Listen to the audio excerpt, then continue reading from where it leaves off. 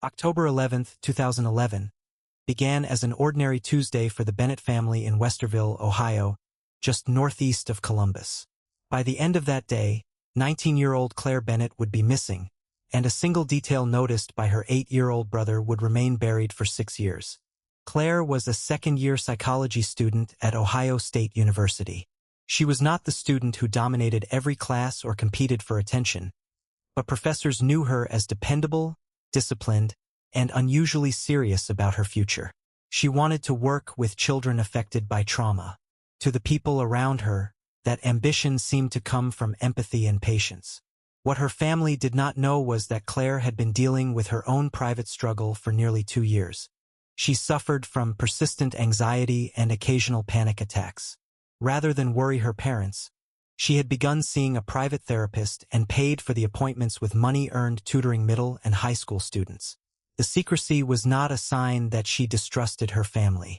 The Bennetts were a close working American family, but everyone carried a demanding schedule, and Claire had convinced herself that this was one problem she could manage alone.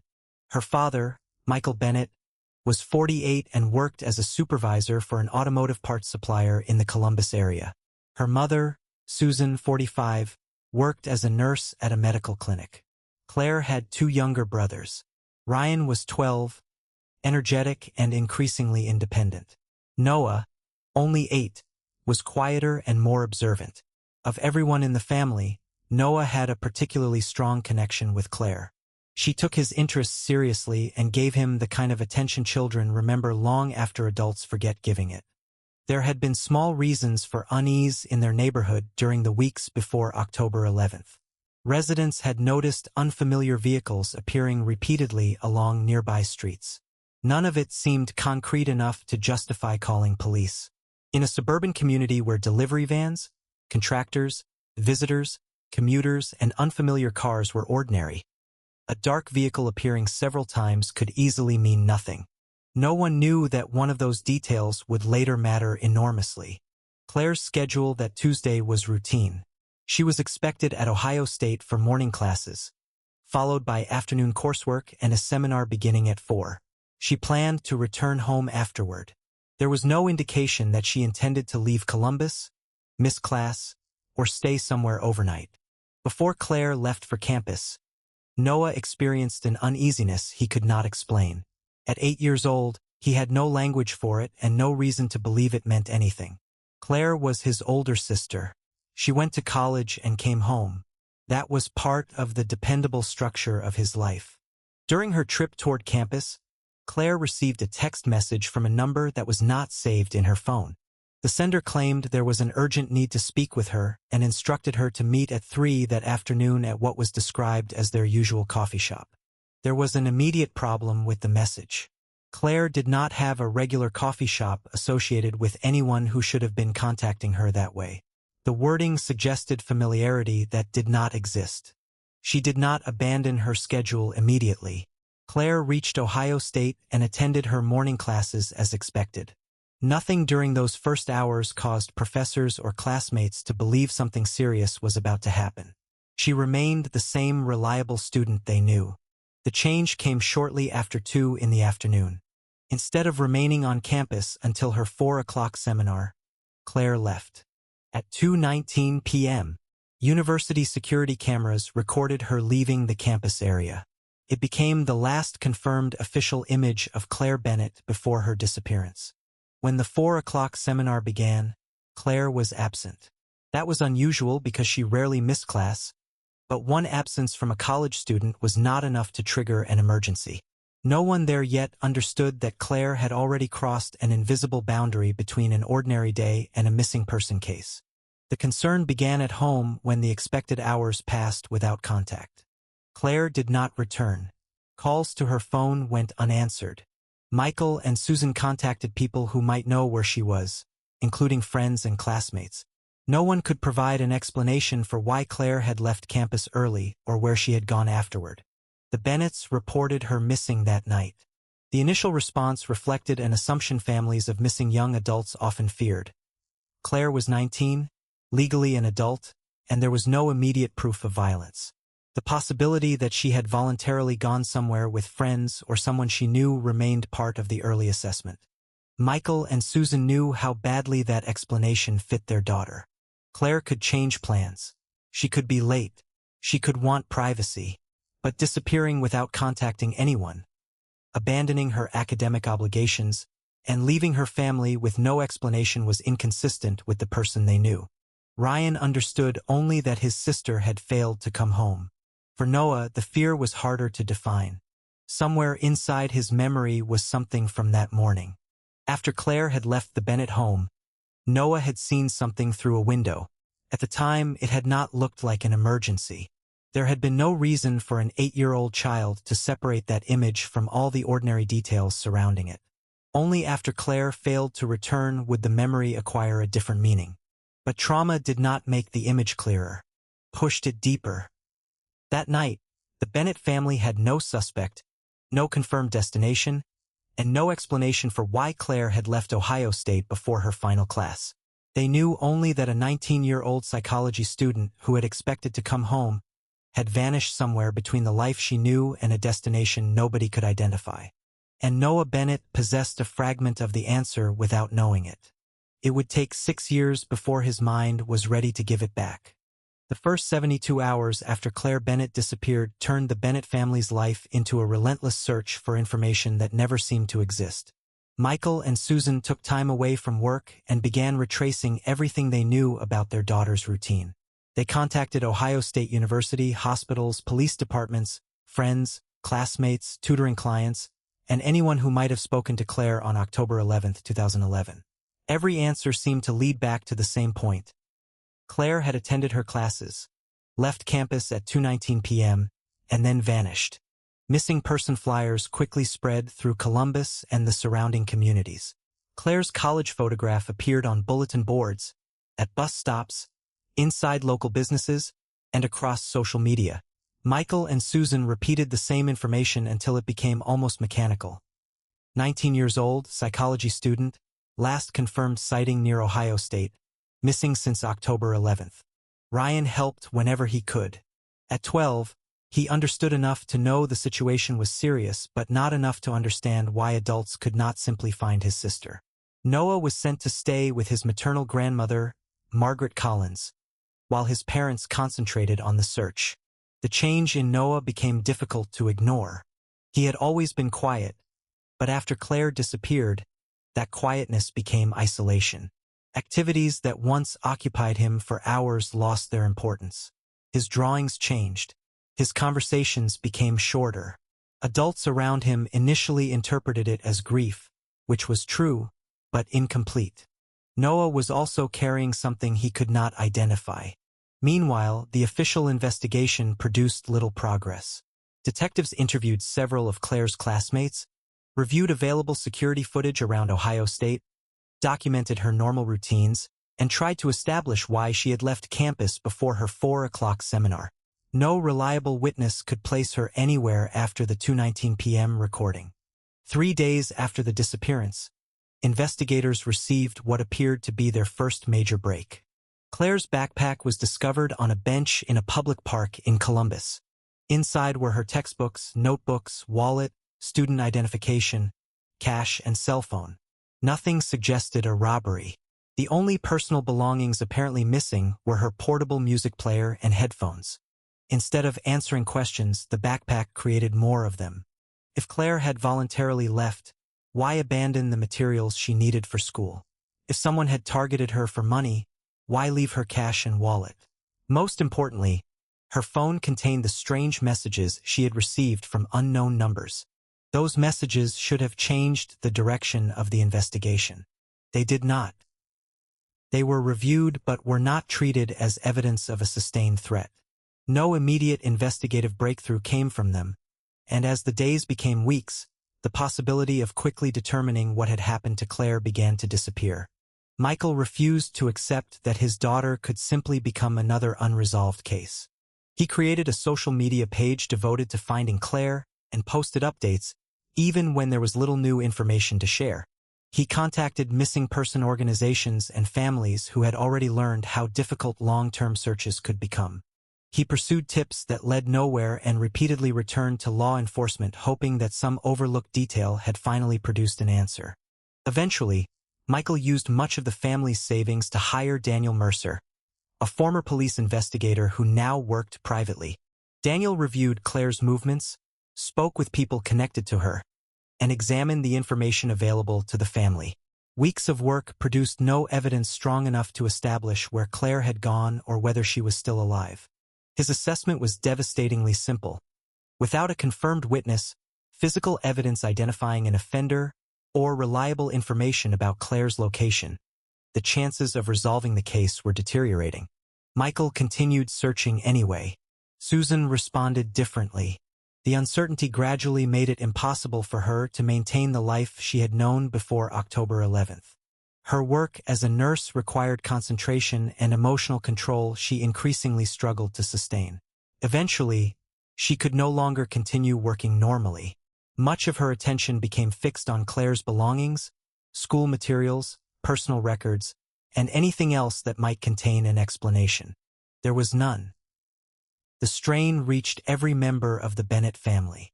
Michael and Susan became increasingly separated by the different ways they processed the loss. Michael needed to search. Susan became trapped in the absence itself. Neither stopped loving the other, but the shared grief that might have united them instead created distance. Ryan's grades declined. He withdrew from activities that had once mattered to him and became increasingly difficult at school. At 12, he was trying to understand a family crisis that even the adults around him could not explain. Noah changed most quietly. He became increasingly concerned with security at home. Doors had to be locked. Windows had to be checked. The possibility that someone else might suddenly disappear became part of how he understood everyday life. His family attempted to get him professional help, but therapy was difficult. Noah had almost no language for what he was experiencing. The financial pressure created by the search and Susan's inability to work also made continued private treatment difficult.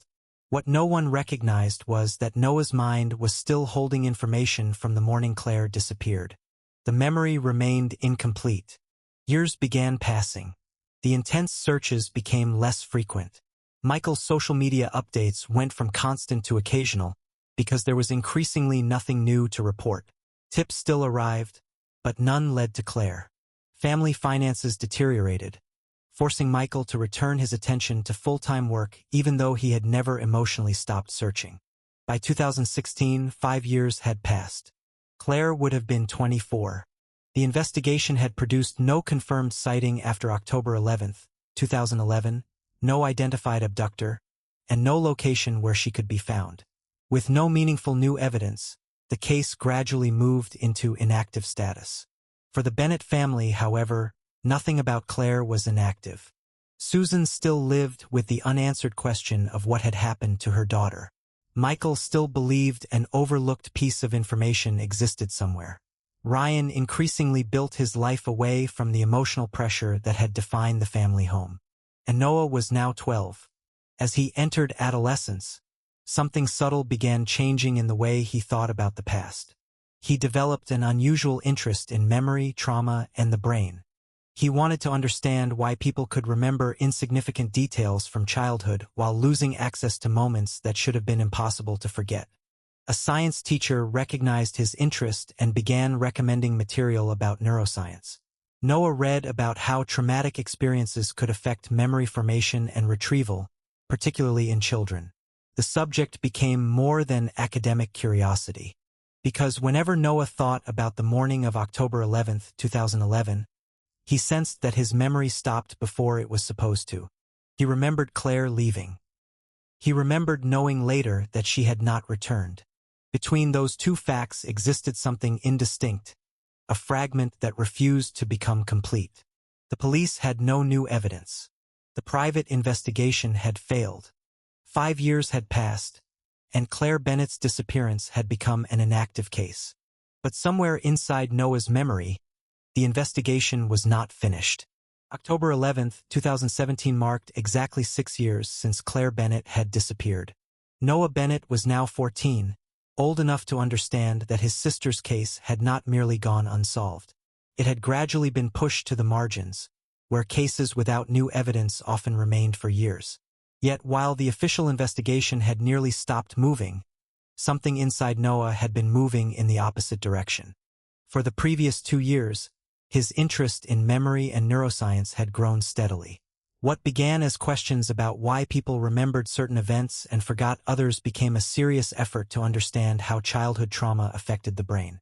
His science teacher recognized that Noah's curiosity went far beyond ordinary schoolwork and began recommending books and introductory academic material about memory formation, retrieval, and the effects of severe stress. The more Noah learned, the more one idea troubled him. Memory was not always a complete recording of the past. Especially in children, emotionally overwhelming experiences could survive as disconnected fragments. A sound might remain without context. A face might disappear while a color remained. Something witnessed before a traumatic event could later become connected to that trauma and become difficult to retrieve clearly. For Noah, the morning of October 11, 2011 had always contained exactly that kind of gap. He remembered being 8 years old. He remembered Claire preparing for another day at Ohio State. He remembered that she was supposed to come home. He remembered the fear that followed when she did not. But he had never been able to account for one persistent impression associated with the period immediately after Claire left the house. On the 6th anniversary of her disappearance, that changed. A vivid dream returned Noah to the morning of 2011 with a clarity he had never experienced before. The familiar sequence was there. Claire leaving for college, Noah remaining at home, and the ordinary certainty that his sister would return later. Then the memory continued beyond the point where it had always stopped. Noah had looked through a window after Claire left. There was a vehicle parked farther along her route. It was a large SUV, dark navy blue, so deep in color that under some conditions it could have appeared almost black. Its windows were heavily tinted. When Claire passed near it, someone emerged from the vehicle and began following her. There was no sudden confrontation in Noah's memory. No obvious emergency. The person simply maintained a deliberate distance behind Claire. That detail explained why an 8-year-old boy had not immediately recognized danger. Nothing he had witnessed at that moment would necessarily have looked like a crime. Claire was still walking toward her normal destination. The stranger was only another person on the street. The SUV was only another parked vehicle. It became significant only because Claire never came home. Noah now remembered the vehicle clearly, but he could not identify the person. The distance had been too great, and 6 years had erased whatever facial details might once have existed. He had a vehicle color, a general type, tinted windows, and the certainty that someone had deliberately followed his sister. Still, Noah did not immediately tell Michael and Susan. He understood what 6 years of false hope had done to his parents.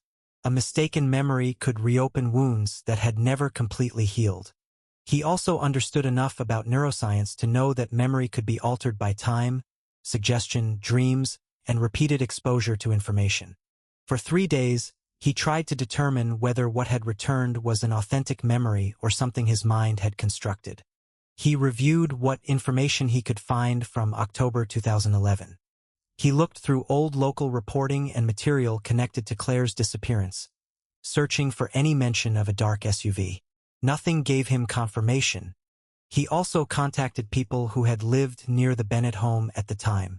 One of them remembered the morning Claire disappeared but could not confidently recall a specific vehicle after 6 years. That uncertainty frightened Noah more than it discouraged him. The memory still remained. On October 14, 2017, he finally told his family. Michael, Susan, and Ryan learned that Noah believed he had witnessed a dark navy SUV near their home on the morning Claire disappeared and had seen someone leave that vehicle before following her. Noah explained why he had not remembered it clearly before and why he had waited 3 additional days before telling them. For Michael, the information immediately challenged one of the most painful assumptions surrounding the case. Claire might not have made an impulsive decision to leave. Someone could have been watching her before she ever reached Ohio State that morning. Michael brought Noah's account to law enforcement. The response was cautious. A memory recovered 6 years after an event, especially one originating from an 8-year-old child, could not independently establish what had happened. Noah had no license plate number. He could not identify the make and model with certainty. He could not describe the person well enough for a composite. There was no photograph or video confirming that vehicle had been near the Bennett home. The information was potentially interesting, but by itself it could not transform the case. Michael refused to let that be the end of it. Instead of trying to prove what happened to Claire immediately, he and Noah focused on a much narrower question. Had anyone else seen the SUV? They began contacting people who had lived in the neighborhood in October 2011. Memories after 6 years were imperfect, and many people remembered nothing useful. But eventually one former neighbor recalled a dark blue SUV parked near the area on the morning Claire disappeared. That was the first independent confirmation. Another family remembered something more disturbing. In the weeks before October 11th, they had noticed a similar dark SUV moving slowly through the neighborhood on multiple occasions. At the time, there had been no reason to document it. The vehicle had not been associated with a reported crime, and no one knew Claire was being watched. Michael and Noah continued asking. 3 additional neighbors independently remembered a large dark navy vehicle with tinted windows appearing in the area during the weeks before Claire vanished. The significance of Noah's memory changed immediately.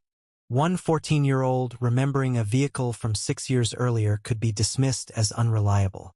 Several adults independently remembering a similar vehicle was different. The SUV had not appeared only once. It had been around the Bennett neighborhood before October 11, 2011. That meant the person connected to it might have known Claire's routine before the day she disappeared. For 6 years, the family had been searching for what happened after Claire left Ohio State at 2:19 p.m. Now, for the first time, the investigation pointed backward. The story might not have begun when Claire left campus. It might have begun weeks earlier, with someone quietly learning where she lived, when she left home, and how she traveled to college. Claire Bennett had not necessarily disappeared because she happened to encounter the wrong person on October 11th. Someone may have been waiting for that day long before it arrived. The new witness accounts changed the meaning of Noah's recovered memory. A dark navy SUV had not simply appeared near the Bennett home on the morning Claire disappeared. Several people remembered seeing a similar vehicle in the neighborhood during the weeks before October 11, 2011. For Michael Bennett, that distinction was critical. Someone may have been studying Claire's routine before she vanished. Law enforcement began taking the information more seriously, but Michael knew the investigation still needed something stronger than 6-year-old recollections. He contacted Daniel Mercer again. The former police investigator had worked the case during the desperate early period after Claire disappeared and understood how little usable evidence had existed then. Daniel's assessment was straightforward. If the vehicle had repeatedly appeared near Claire's home before her disappearance, the possibility of planned surveillance had to be examined. That meant returning to Claire's life in 2011 and reconsidering people and information that had once seemed unimportant. The first priority was Claire's social circle at Ohio State University. Through old contacts and social media, they located Rachel Foster, Claire's closest college friend at the time of the disappearance. Rachel was now 25 and had built an adult life far removed from the uncertainty of 2011. Yet she remembered something Claire had told her approximately a month before she vanished. Claire believed someone was following her. At the time, the concern had been difficult to evaluate. Claire already struggled with anxiety, and Rachel had no specific person, vehicle, or incident to connect to the feeling. After Claire disappeared, that conversation had become one of countless memories overshadowed by the larger mystery. Rachel also revealed something the Bennett family had never known. Claire had been seeing a private therapist. His name was Dr. Andrew Walsh. The information explained part of Claire's private struggle, but also created another possible source of evidence. Michael and Daniel contacted Walsh and explained that Claire's disappearance was being reconsidered in light of new information. Professional confidentiality limited what Walsh could disclose, but the circumstances surrounding a patient missing for 6 years forced a difficult ethical question. What he ultimately revealed changed the direction of the investigation. During the final weeks before October 11, 2011, Claire had been under unusually severe stress. She repeatedly described the sensation that someone was watching her. More importantly, she had been receiving disturbing text messages from unknown numbers. The messages were not random. They demonstrated knowledge. Whoever sent them knew details about Claire's daily life that a stranger should not have known. The sender appeared aware of her clothing, changes in her route to Ohio State, classes she attended, and small habits in her weekly routine. For Michael, the revelation was devastating because the phone had been recovered only 3 days after Claire disappeared. It had been available almost from the beginning. The Bennett family still possessed Claire's old cell phone among the personal items returned during the original investigation. After 6 years, there was no guarantee anything useful remained accessible. But when the device was powered again, the old message history was still there. The text stretched across the weeks preceding Claire's disappearance. They referred to where she had been, what she had worn, which route she had taken, which classes she attended, how often she had stopped for coffee. Individually, some messages could have been interpreted as unwanted attention. Together, they formed something far more disturbing, a record of systematic surveillance. Daniel obtained access to the relevant portions of the original investigative documentation and discovered that the messages had not been completely unknown to authorities in 2011. They had been reviewed but recorded as containing no information considered sufficiently significant at the time. 6 years later, that judgment looked catastrophic. The SUV witnesses now suggested someone had physically monitored Claire near her home. The messages suggested someone had monitored her elsewhere. The unknown sender knew enough about Claire's schedule to track movements between Westerville and Ohio State. Daniel began working backward through the phone numbers. Most were associated with prepaid cellular service and offered little useful identifying information. Whoever had contacted Claire appeared to have taken precautions. But not every number had been equally protected. One had previously been connected to a registered account. The name attached to it was Brandon Keller. Keller had been 32 years old when Claire disappeared. In 2011, he worked in an administrative position for a logistics company in the Columbus area. He had no known criminal history that immediately explained why his name would appear in connection with a missing college student. Then Daniel examined his employment history. 3 years before Claire disappeared, Brandon Keller had worked as a contracted security employee at Ohio State University. He had later been dismissed. The available employment information did not provide Michael with a complete explanation for why Keller had lost that job, but the connection itself was significant. Keller had once worked at the same university Claire later attended. He could have been familiar with the campus, its entrances, student routines, and surrounding transportation patterns. Daniel next checked vehicle records from 2011. That search produced the strongest connection yet. At the time Claire disappeared, Brandon Keller had a 2008 Jeep Grand Cherokee registered in his name. The vehicle was dark navy blue. Its windows were tinted. It matched the description Noah had recovered from his childhood memory and the general description provided independently by several former neighbors. The pieces that had remained disconnected for 6 years were beginning to converge around one person. In early November 2017, Keller was brought in for questioning. He initially denied responsibility for Claire's disappearance. Under further questioning, however, he acknowledged sending messages to her. He attempted to characterize them as harmless attempts to establish contact rather than evidence of stalking. Then investigators asked about October 11, 2011. Keller admitted that he had been in the Westerville area that morning in his Jeep. His explanation was that he had wanted to encounter Claire casually but had changed his mind and left without speaking to her. His employment records created another problem. On the morning Claire disappeared, Keller arrived at his logistics job approximately 90 minutes late. That unexplained hour and a half fit within the critical period surrounding Claire's disappearance. Michael believed they finally had the man responsible. But suspicion was not enough to hold him. There was still no direct witness to an abduction. Noah had seen someone following Claire but could not identify the person. No physical evidence established that Claire had been inside Keller's Jeep. Claire herself was still missing. Keller had not confessed to taking her. and investigators still had no location connected to her captivity or death. After questioning, Brandon Keller was released. For the Bennett family, the result was almost unbearable. 6 years after Claire vanished, they finally had a man who had watched her, contacted her from an unknown number, owned the vehicle seen near their home, knew the Ohio State campus, had been in Westerville that morning, and had arrived 90 minutes late for work. Yet Claire was still missing, and Brandon Keller was free. Daniel Mercer understood why the Bennett family wanted immediate answers from Brandon Keller, but he also understood what could happen if anger replaced evidence. Keller had already been questioned and released. Any attempt to confront, threaten, or pressure him outside the investigation could damage the case they had spent 6 years trying to revive. For Michael and Susan, restraint was difficult, but Daniel convinced them that finding Claire had to remain more important than forcing Keller to admit something before investigators could prove it. Daniel therefore chose a different approach. With the help of 2 former law enforcement colleagues, he began tracking Keller's movements and documenting the places he regularly visited. The goal was simple.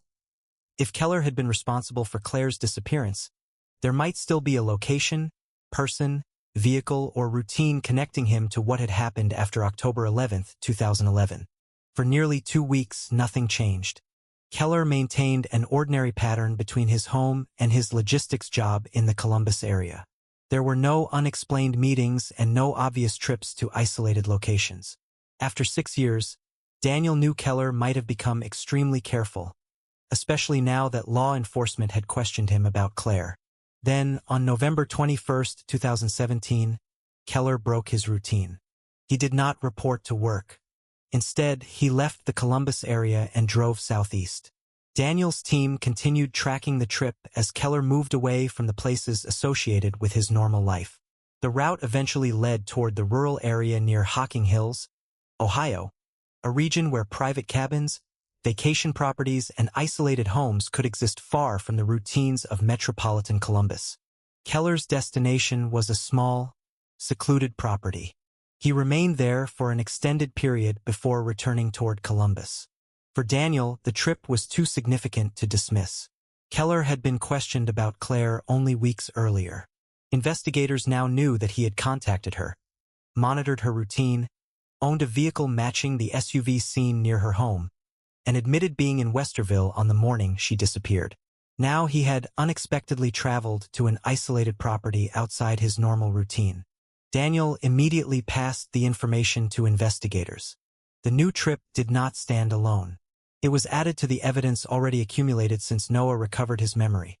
The witness accounts from Westerville, Claire's old messages, Keller's connection to Ohio State University, the Jeep Grand Cherokee, his presence near Claire's home on October 11, 2011, and the 90-minute delay before he reported to work that morning. Authorities sought judicial authorization to search the property. The warrant was obtained.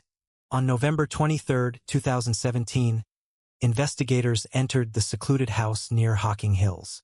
What they discovered transformed Claire Bennett's case almost immediately. Inside were photographs. There were dozens of images of Claire taken before her disappearance. They had not been ordinary photographs taken by friends or family. They documented her life from a distance without her apparent knowledge. Claire near Ohio State. Claire traveling through her regular routine. Claire near her home.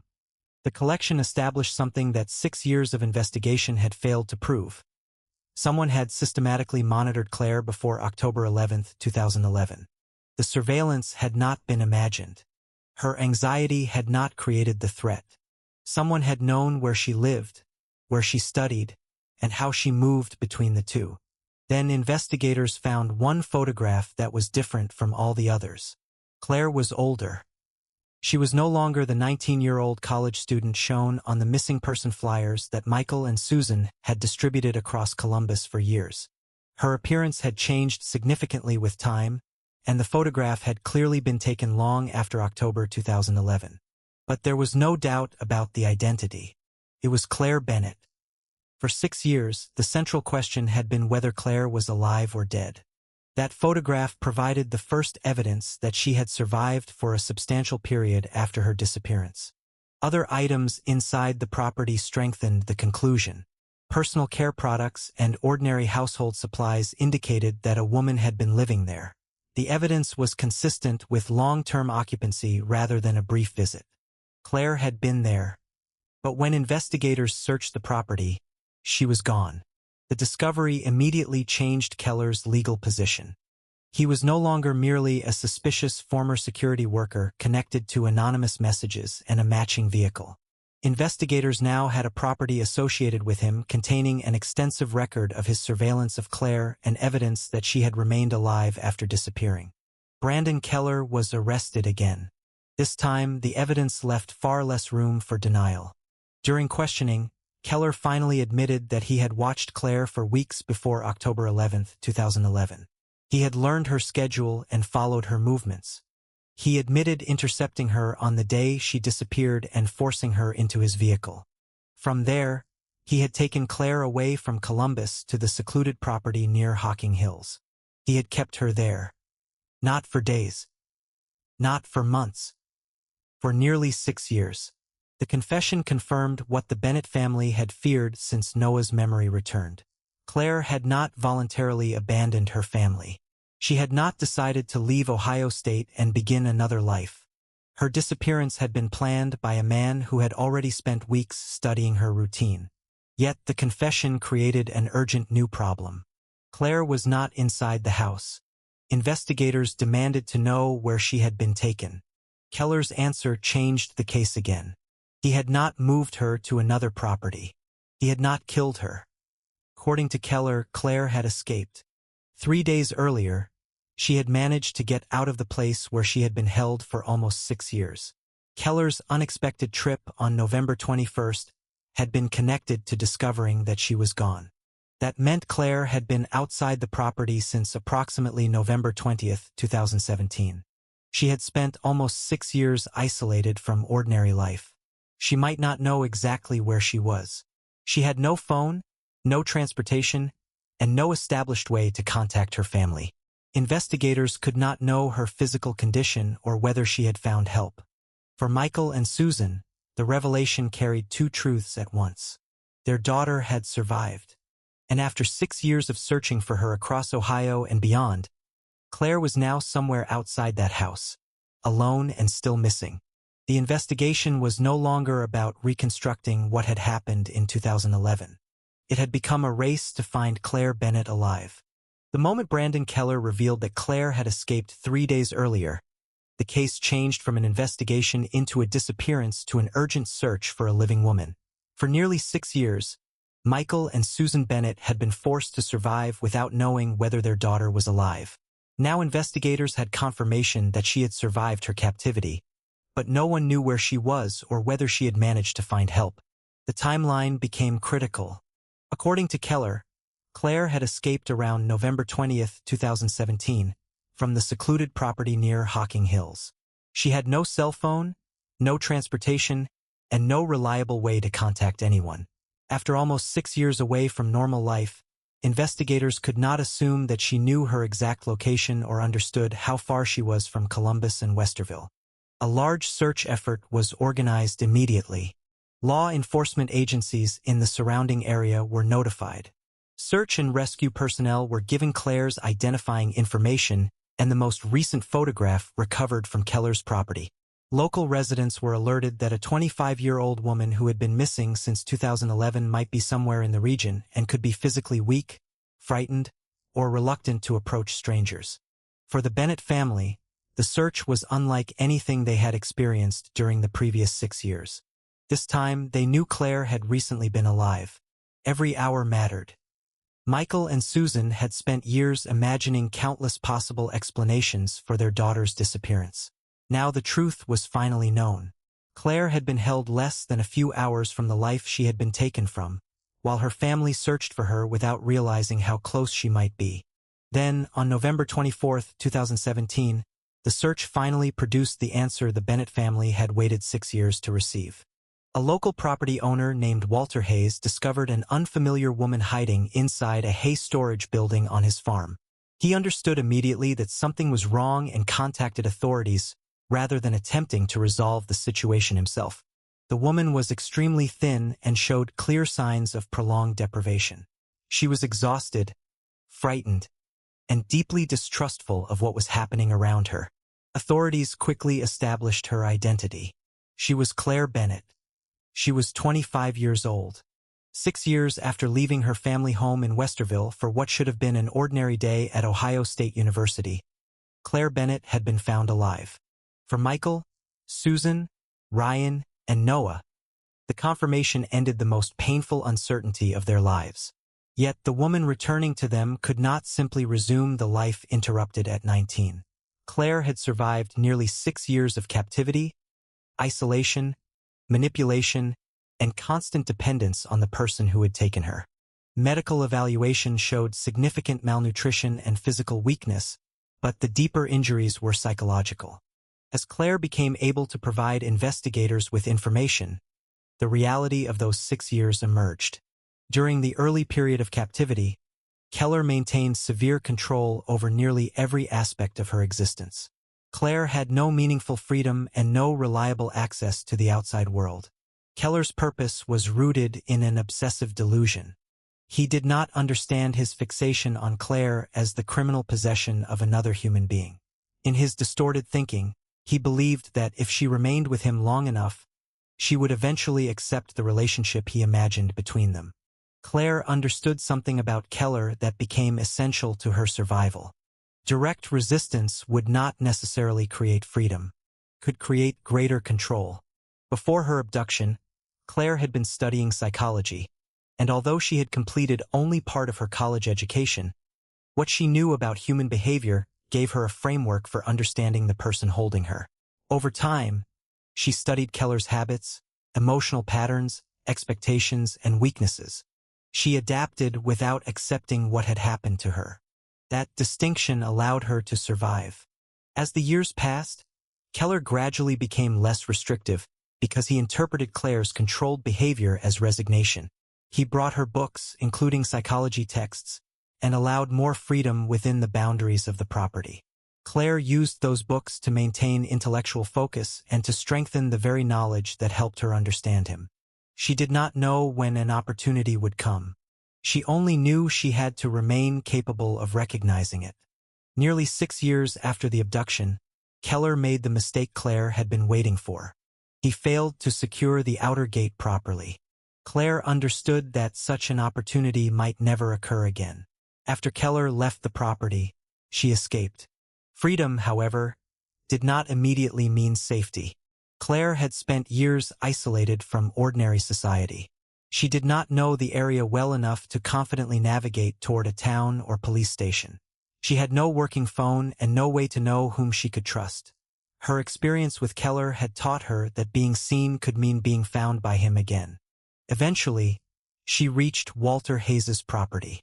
The Hayes storage building offered a place where she believed she could remain hidden. For 3 days, Claire stayed there, terrified that Keller might be searching for her, and that leaving could return her to the captivity she had spent years trying to escape. She could not know that Keller had already drawn investigators directly to the property where she had been held. She could not know that police now understood the truth.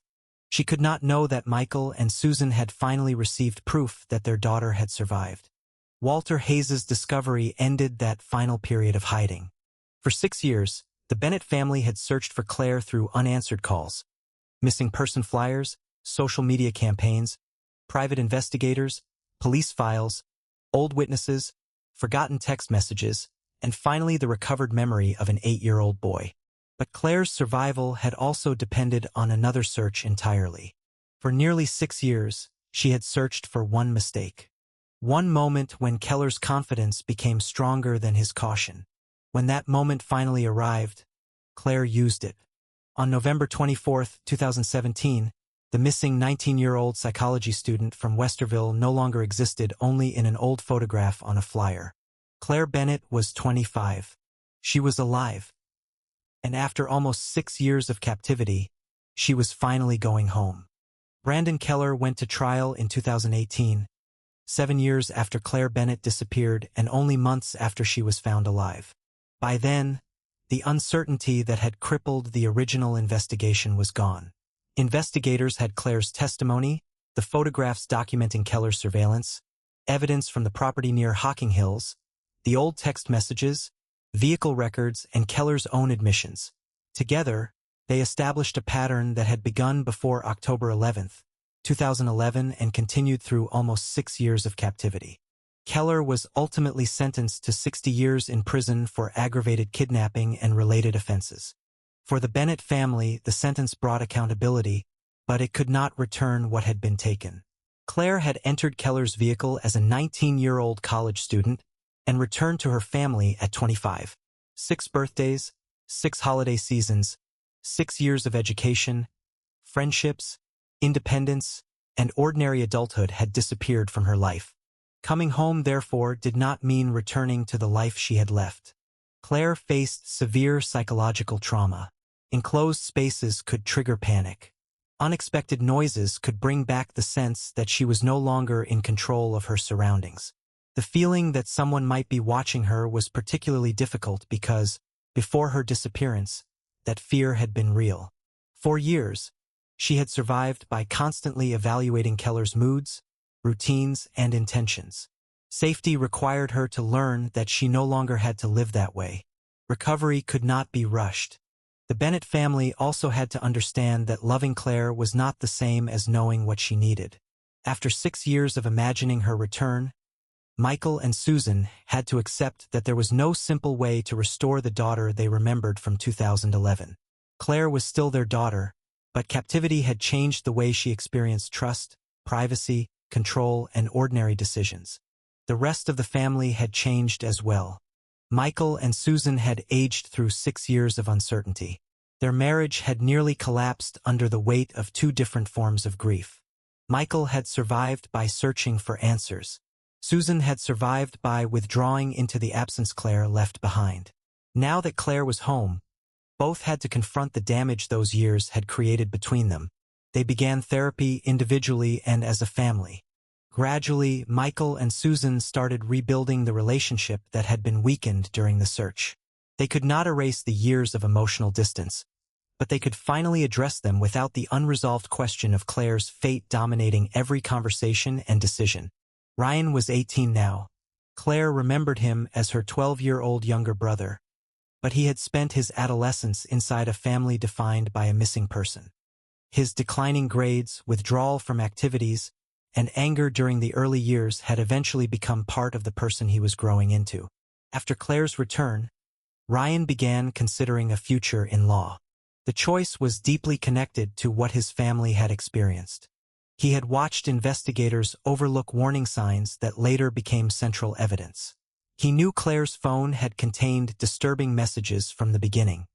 He knew those messages had been available in 2011 and had not produced the investigation they should have. The failures surrounding his sister's disappearance gave Ryan a direction. He wanted to understand the legal system well enough to work inside it rather than remain powerless before it. Noah carried a different burden. He was 14 when Claire came home, but part of him remained connected to the 8-year-old child who had watched her leave in 2011. The recovered memory of the dark navy SUV had reopened the case. Without it, Michael might never have returned to the neighborhood witnesses. Those witnesses might never have confirmed that the vehicle had appeared repeatedly. Daniel Mercer might never have reconstructed Claire's final weeks with the same focus. Brandon Keller might never have become the center of the investigation. Yet Noah struggled to see his role that way. Instead, he repeatedly returned to one question. Why had he not remembered sooner? He understood the neuroscience. He had spent years reading about childhood memory and trauma precisely because he sensed something was missing from his own past. Intellectually, Noah knew that an 8-year-old child could not be expected to recognize the importance of a parked SUV or a stranger following an older sibling before anyone knew a crime had occurred. Emotionally, that knowledge was harder to accept. Claire helped change that. She understood that Noah had not failed her. He had been a child who witnessed something without possessing the context needed to interpret it. The memory that returned 6 years later had not arrived too late. It had arrived in time to restart a search everyone else had allowed to become inactive. For Noah, accepting that truth became part of his own recovery. Claire eventually made another decision that surprised no one who remembered the 19-year-old student she had been. She wanted to finish college. Her psychology degree had been interrupted on October 11, 2011, but the interest behind it had survived. If anything, Claire now understood trauma in ways she never could have imagined when she first entered Ohio State University. In 2019, she returned to Ohio State University. The university supported her re-entry and helped her continue the academic program that had been taken from her. Returning to higher education was not simply an attempt to recreate 2011. Claire was no longer trying to become the person she had been before Keller. She was building a life as the person who had survived him. Her academic interests increasingly focused on prolonged trauma, coercive control, captivity, and the difficult process of recovery after a victim returns to ordinary society. The subjects were personally painful, but they also gave structure to experiences that had once been controlled entirely by someone else. In 2022, Claire completed her psychology degree. For the Bennett family, graduation represented something no criminal sentence could provide. Keller's conviction established what he had done. Claire's education established what he had failed to destroy. Michael and Susan were rebuilding their marriage. Ryan was moving toward a future in law. Noah was learning to understand his memory without blaming the child he had once been. And Claire was no longer defined only as the college student who disappeared in 2011 or the woman rescued in 2017. 6 years had been taken from her, and nothing could make those years disappear. But Brandon Keller would not be allowed to take the years that came next.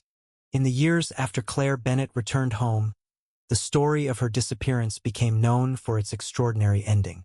A 19-year-old college student had vanished in 2011, survived nearly 6 years of captivity, escaped on her own, and finally returned to the family that had refused to stop looking for her. But the Bennetts never regarded what happened as proof that the system had worked the way it should have. They understood the opposite. The warning signs had existed from the beginning. Claire had received messages from someone who knew her schedule, her classes, her routes, and small details of her daily life. She had told people that she felt watched. Her phone had been recovered only 3 days after she disappeared. Yet those messages had not been treated with the urgency they deserved. The case was eventually revived because a 14-year-old boy remembered something he had witnessed when he was 8. That reality stayed with Michael. After Claire returned, he began supporting organizations and families dealing with missing person cases. He had learned how quickly a family could become overwhelmed by procedures, unanswered calls, financial pressure, and the gradual loss of public attention. He also understood how dangerous assumptions could be when a missing person was legally an adult. Claire had been 19. That fact had once made it easier to imagine that she had simply changed her plans, gone somewhere voluntarily, or chosen not to contact her family. Michael wanted other families to be heard before precious time disappeared. Ryan carried the experience into his own future. His interest in law became more than a career choice. He wanted to understand the institutions his family had depended upon and the failures that had left them searching for years. He knew one person could not repair an entire system, but he had also learned that individual decisions mattered. Someone deciding to take a strange message seriously could matter. Someone reviewing a neglected file could matter. Someone listening carefully to a family could matter. Noah continued toward neuroscience. For him, the subject had begun as an attempt to understand himself. He had spent years wondering why his mind had preserved the dark navy SUV without allowing him to fully access the memory. Learning about memory helped him understand that the brain was not a perfect recording device. It could protect, fragment, distort, and preserve at the same time. More importantly, Noah eventually stopped judging the 8-year-old version of himself by what a 14-year-old knew. He had not failed Claire. He had been a child who saw something that did not yet have meaning. Claire understood that better than anyone. Her own future developed around the psychology degree she completed in 2022. The subjects that had interested her before the abduction now carried a different weight. Trauma was no longer an abstract concept from a textbook. Neither were coercive control, prolonged captivity, fear, adaptation, or recovery. But Claire refused to let suffering become her only qualification. She did not want her entire identity reduced to the worst thing another person had done to her. She had been a daughter, sister, student, tutor, and young woman before Brandon Keller entered her life. After him, she was still entitled to become more than a survivor. That became one of the hardest lessons for the entire Bennett family. Survival was not the end of the story. Recovery was not a straight line. And healing did not require pretending that nothing had happened. On October 11, 2023, 12 years after Claire disappeared and 6 years after she was found alive, the Bennett family maintained a private tradition they had developed around the date. They shared dinner together at home. Michael and Susan had rebuilt much of the marriage that nearly collapsed during the years Claire was missing. The damage had not vanished, but they had learned how differently two people could experience the same grief without loving each other any less. Ryan was moving closer to the legal career he had chosen. Noah was 20 and continuing his education in neuroscience, still fascinated by memory but no longer driven primarily by guilt. Claire was 31. Her life no longer revolved around police reports, missing person flyers, Keller's property, or the photograph investigators had found in 2017. Those things remained part of her history, but they were no longer allowed to occupy every part of her future. For the Bennetts, October 11th would never become an ordinary date. It represented the day their family had been divided into a before and an after. But it also reminded them how much could exist between those 2 points. On October 11, 2011, 8-year-old Noah had watched Claire leave their home in Westerville. Somewhere along her route was a dark navy SUV with tinted windows. Someone connected to that vehicle had followed her. Noah saw it. He simply did not understand what he was seeing. 6 years later, the memory returned. That fragment led Michael back to the neighbors. The neighbors confirmed the vehicle had appeared before. The vehicle strengthened the possibility that Claire had been watched. The renewed investigation returned attention to the messages on her old phone. Those messages led to Brandon Keller. Keller's vehicle matched Noah's memory. His history connected him to Ohio State. His movements eventually led investigators to the isolated property near Hocking Hills. And inside that property was proof that Claire had survived. Yet even then, the person who ultimately created the final opportunity for freedom was Claire herself. For almost 6 years, she had waited for Keller to make one mistake. When he finally failed to secure the gate, she used the opportunity he had unknowingly given her. 3 days later, Walter Hayes found her. And the question that had consumed the Bennett family since 2011 finally had an answer. Claire was alive. Years later, the family understood that there was no single hero in what happened. Noah's memory mattered. Michael's refusal to abandon the search mattered. Susan's belief that her daughter had not willingly disappeared mattered. Daniel Mercer's willingness to examine old evidence again mattered. The neighbors who took an old memory seriously mattered. Walter Hayes's decision to call for help mattered. And Claire's determination to survive mattered most of all. The Bennett family could never recover the 6 years that had been taken from them. There was no verdict, graduation, reunion, or therapy session capable of returning Claire to 19 and allowing her to live those years again. Eventually, they stopped measuring healing by what could be restored. They began measuring it by what could still be built. That was the lesson Claire carried forward. A person can lose years without losing the right to a future. A family can be fractured without remaining broken forever. A memory can arrive late and still matter. And sometimes hope is not the belief that everything will somehow become what it once was. Sometimes hope is quieter and more difficult than that. It is the decision to keep searching when there is no answer, to listen when a small detail finally emerges, and, after surviving what cannot be undone, to believe that the life still ahead can be larger than the pain left behind. Thank you sincerely for taking the time to listen to today's story. We know that every story we share asks for something valuable from you. Your attention, your patience, and your willingness to stay with people through moments of fear, loss, hope, and healing. For that, we are deeply grateful. Claire's journey reminds us that even when years are taken away, the future does not have to be lost with them. It teaches us to pay attention to the small details that others may overlook, to listen carefully when someone says they feel unsafe, and to never underestimate the power of persistence. It also reminds us that healing does not mean forgetting what happened. Sometimes healing means learning how to live fully again while carrying the truth of the past with courage, patience, and compassion. Most of all, this story shows us that hope is not always loud.